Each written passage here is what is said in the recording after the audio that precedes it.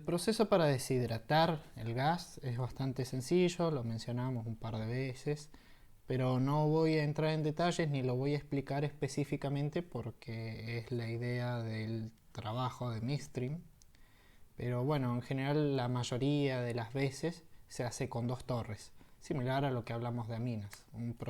Una torre contactora en la que se va a sustraer el contenido de agua del gas y la otra torre para regenerar la sustancia con la que vamos, el glicol en este caso, un tipo de alcohol con el que vamos a sustraer el agua del gas.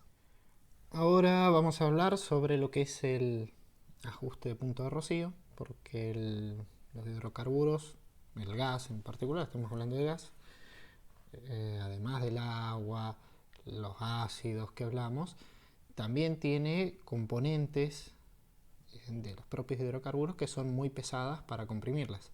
Por ejemplo, el propano, el butano, pequeñas trazas de pentano, hexano y superiores, porque recuerden que según la tensión de vapor que tengan estos componentes, una pequeña fracción se puede vaporizar y estar contenida en la mezcla. ¿Es sumamente insignificante? Sí, pero cuando sometemos nuestro producto a altas presiones, como en un gasoducto, 70 kilos por ejemplo, y muy bajas temperaturas, un gasoducto en la Patagonia, 4, 5, 20 grados bajo cero, podemos tener problemas de que parte de esos componentes, por ejemplo el propano y el butano, a esas presiones es completamente líquido. ¿Eso qué quiere decir? Que deberíamos previamente inyectar nuestro gas, sustraerles todo el propano y el butano, porque si no vamos a tener problemas en la línea indefectiblemente. De hecho, el propano y el butano condensan a muy poca presión. Alrededor de los 7, 5, 7 kilos ya tenés líquido gran parte del butano y el propano un poquito más, pero más allá de los 12, 13 kilos ya tenés todo líquido de nuevo. Hay que ver el tema de la temperatura, pero a muy baja presión esos gases ya están licuados, por los que hay que retirarlos antes de hacer cualquier cosa. O sea, no podemos vender este gas en estas condiciones.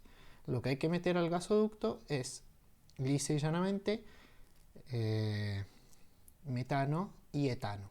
Para hacer esto se utilizan las plantas de ajuste de rocío, o DPP por sus siglas en inglés, que acá le suelen decir mucho DPP. DPP Barda Las Vegas, DPP Cóndor, por ejemplo, son nombres habituales del campo acá. Lo que van a hacer estas plantas a través de mecanismos de refrigeración, o sea, ya que el problema es que sometemos algo a presión y cuando se enfría se licúa mucho, vamos a usar ese mismo mecanismo para separarlo. ¿Cómo lo vamos a hacer? Bueno, hay en grandes rasgos tres métodos en los que se podría clasificar. Todos se basan en enfriar el producto mucho. El primer método que vamos a ver es el de refrigeración mecánica, que no es más que un ciclo frigorífico con un intercambiador de calor. No lo voy a explicar demasiado porque ese es trabajo de ustedes. Acá podemos ver un esquema sencillo donde lo que tiene esta planta es un compresor y un intercambiador de calor, que sería el chiller, básicamente. Y por ahí tiene algunas partes más, hay economizadores, está como hecho en etapas para que sea más eficiente. Pero el principio es un ciclo de refrigeración básico, donde nosotros lo que hacemos es someter nuestro gas a un enfriamiento. Por ende va a licuarse una parte del gas y nosotros ¿qué haremos? Separaremos la parte líquida de todo eso, de nuestro producto. Y nos quedaremos con la fase gaseosa, que la comprimiremos y la mandaremos a venta. El siguiente método es a través de una expansión Joule-Thomson, que recordarán que es el mecanismo de las válvulas, donde nosotros, por el propiamente nombrado efecto Joule-Thomson, sometemos a un gas a una despresurización violenta a través de una válvula, y esa caída brusca de presión hace que también caiga bruscamente la temperatura del fluido. Con esa caída de temperatura, de nuevo lo mismo, se va a licuar una gran parte de nuestros compuestos más pesados y los vamos a separar. Nótese que la diferencia está en que acá nosotros, además de logramos el enfriamiento descomprimiendo el fluido, cosa que en la refrigeración mecánica no hacíamos. En la refrigeración mecánica básicamente teníamos un intercambio de calor y nada más. En Joule Thomson, además de que van a encontrar esquemas donde hay intercambios de calor también, porque la idea es tener el concepto básico y después vamos a ver que las prácticas se mezclan, se combinan y se mezclan un montón de etapas para hacer mucho más eficiente el proceso. Ahí vemos un diagrama que tiene un intercambio de calor y tiene, bueno, la válvula Joule Thomson. Van a tener que explicarlo. El tercer método es a través de una turboexpansión, que es básicamente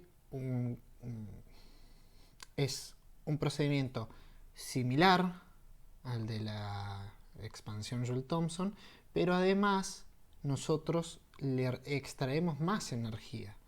¿Qué hace uno cuando hace un proceso de descompresión por Joule Thomson?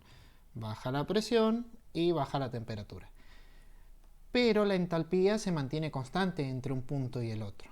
A alguien se le ocurrió, ¿qué tal si además le agregamos un equipo, además de la descompresión, agregamos un equipo que se lleve entalpía de ese gas? ¿Qué equipo sería? Una turbina. Bueno, ¿qué se hizo entonces? Se puso una turbina que descomprime violentamente el fluido y además se lleva energía en forma de entalpía porque se mueve la turbina, lo que hace que baje todavía muchísimo más la temperatura y se alcancen índices de recuperación enormes. Esta turbina está, bueno, conectada a un compresor y en general es un circuito mucho más complejo y más caro que los otros, pero con mayores índices de recobro. Esto ya no es particularmente de lo que acabamos de ver, que se llaman trenes de fraccionamiento, o más o menos sería la parte de refrigeración de los trenes de fraccionamiento, que ustedes después tendrán que explicar qué es un tren de fraccionamiento.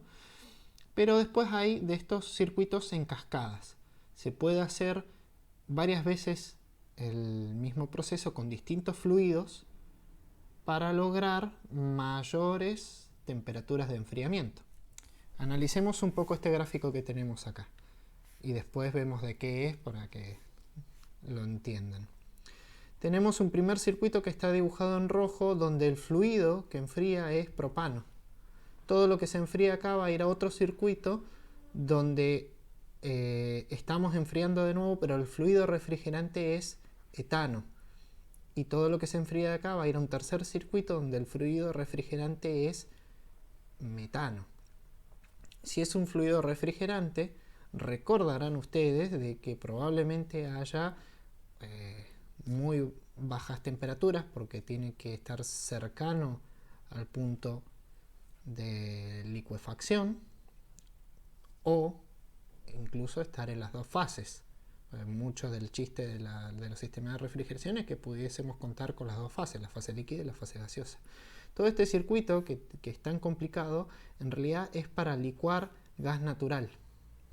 Recuerdan que gas natural más o menos sacábamos del pozo esto y un montón de cosas, fraccionábamos y nos quedábamos con gasolinas, GLP, y esto lo metíamos al gasoducto.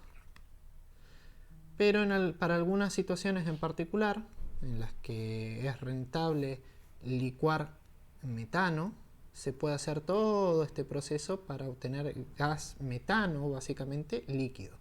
Para que el gas metano se mantenga líquido hay que alcanzar la módica temperatura de menos 161 grados centígrados. Entonces es muchísimo el esfuerzo de enfriamiento, el esfuerzo de refrigeración que hay que hacer. Por esto se hace un circuito tan difícil y tan molesto, donde además tenés un límite que son las temperaturas de licuefacción de los fluidos que vos utilizás. Porque, por ejemplo, el etano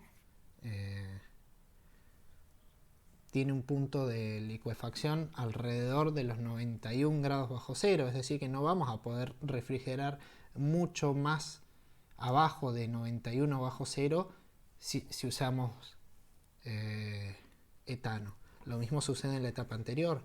El propano se pueden llevar los circuitos alrededor de los 30 grados bajo cero usando el propano como refrigerante. Después de eso, el propano ya lo tenés en estado líquido y no tenés como sustraerle más calor.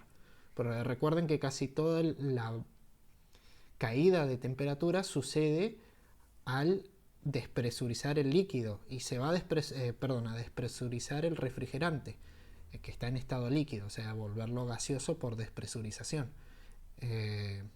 Pero casi todo eso sucede a la temperatura de vaporización del fluido, y según las presiones no te deja mucho margen más allá de hasta lograr la fase líquida. O sea que generalmente nuestro limitante de temperatura nos lo da el refrigerante por su temperatura de licuefacción.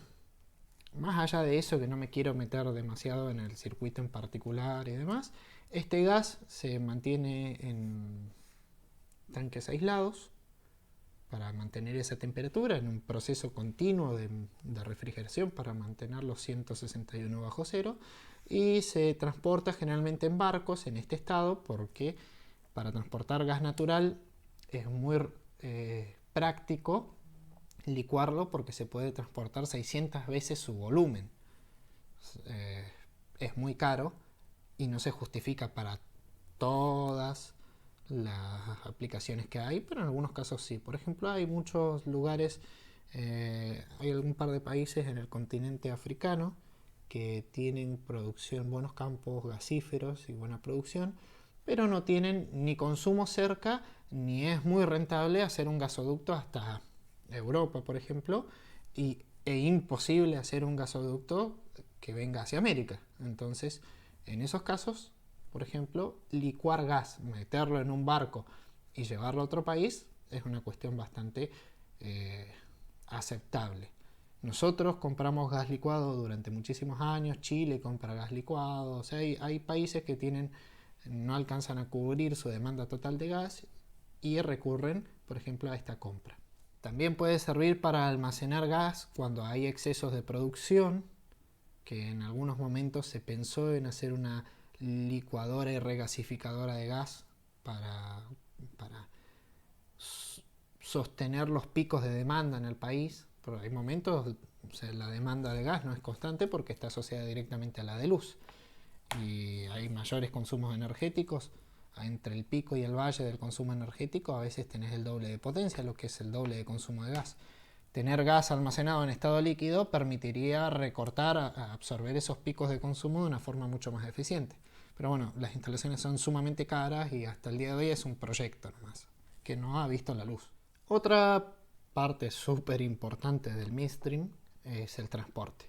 Es decir, una vez que ya hicimos todos los acondicionamientos y tenemos un producto, ya sea crudo o gas, listo para la venta, bueno, ¿cómo lo vendemos? Sabemos que el gas en general lo enviamos a un gasoducto y el crudo a veces lo transportamos a través de un oleoducto y otras veces lo hacemos por camiones. Ahí podemos ver en esta imagen un oleoducto que uno podría preguntarse, bueno, ¿cómo sabes que es un oleoducto y no un gasoducto? En general, las instalaciones de oleoductos se tratan de hacer en superficie y las de gasoductos se suelen enterrar. Y esto no es caprichoso, tiene que ver con el comportamiento de la viscosidad de los líquidos y de los gases. Cuando uno aumenta la temperatura de un líquido, sabemos que su viscosidad tiende a disminuir, sobre todo en los crudos. En cambio, cuando uno aumenta la temperatura en un gas natural, por ejemplo, la viscosidad aumenta monstruosamente, al contrario de lo que pasa con los líquidos. Por tanto, ¿cómo vamos a administrar la temperatura que le otorgue el medio ambiente a nuestro fluido? Va a ser muy importante a la hora de optimizar y diseñar tanto el bombeo como la compresión. En el caso de los líquidos, ¿qué vamos a querer? Evitar que se enfríe. Enterrarlo en el suelo donde en general tenés una temperatura uniforme, a veces puede servir pero en otros casos es conveniente tenerlo en superficie donde puede recibir energía del exterior o en todo caso puede estar aislado, puede ser traseable y además es muchísimo más fácil de mantener y de supervisar que si estuviese enterrado, más fácil de construir, tiene un montón de ventajas. Entonces en general se prefiere hacer los oleoductos en superficie sobre ménsulas, pero tiene un montón de optimizaciones y de oportunidades de trabajar mucho más cómodo y con mucha más flexibilidad. Por otro lado, también tenemos las presiones, en algunos casos es una cuestión de seguridad, los gasoductos suelen manejar una presión aún mayor, los gasoductos si tienen una pérdida, un escape de gas a alta presión no es el mismo problema que un escape de líquido a alta presión, porque el primero incluye generación de ondas expansivas y cuestiones bastante más peligrosas que las del líquido.